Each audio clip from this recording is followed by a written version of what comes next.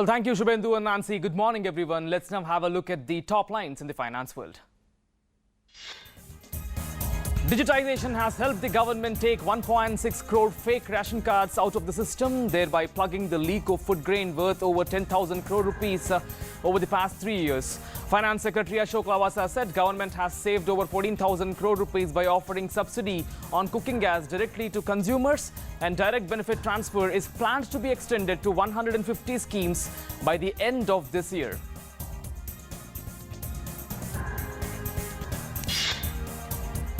India needs over $1.5 trillion in investment in the next 10 years as the government intends to connect 700,000 villages with roads by 2019.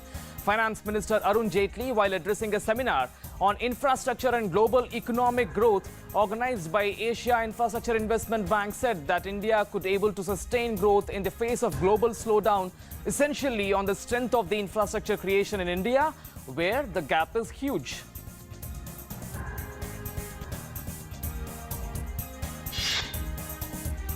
Government's crackdown on those slashing undeclared income in overseas bank accounts has started yielding results, with the income tax authorities having unearthed more than 13,000 crore rupees from just two sets of information received in 2011 and 2013. On the other side, Prime Minister Modi in Mann Ki Baat program calls domestic tax evaders to disclose the undisclosed domestic assets through the income declaration scheme, which will be active till September 30th. EPFO plans to hire social media agency for the presence on Facebook and Twitter to avoid communication gaps.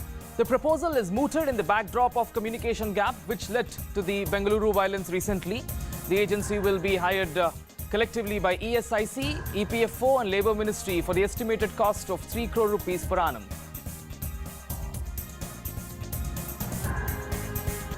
Well, let's have a look at the markets. To begin with the global market, US markets especially, the stocks plunged more than 3% in the previous trading session on Friday to end in the red for the year so far after Britain surprised markets by voting to leave the European Union. On a percentage basis, the Dow and S&P had their worst day since August 2015, while Nasdaq Composite's 4.1% decline was the index's worst since August 2011. And moving on to the European markets, the stocks in London and Europe plunged headlong into some of their biggest falls in a year after UK voted to leave the European Union. As the day progressed, the market panic calmed down a bit and London's FTSE 100 index recovered, closing with a loss of 3.2% there. Earlier in the day, it had plunged by nearly 9%, that is to be observed.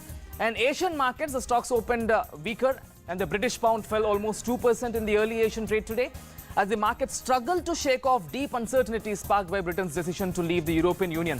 However, bucking the trend was Japan's Nikkei, which rose today by almost 1.8%, a partial rebound after Friday's hefty 7.9% fall.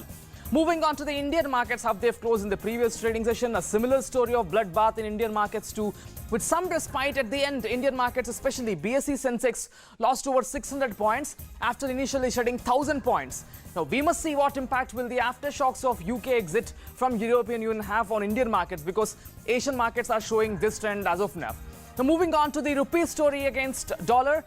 In fact, the rupee has closed around 67.96 levels, down by almost 0.71. And then the rupee story against euro is slightly different. It was up by almost 0.52 levels against euro and closed around 74.60.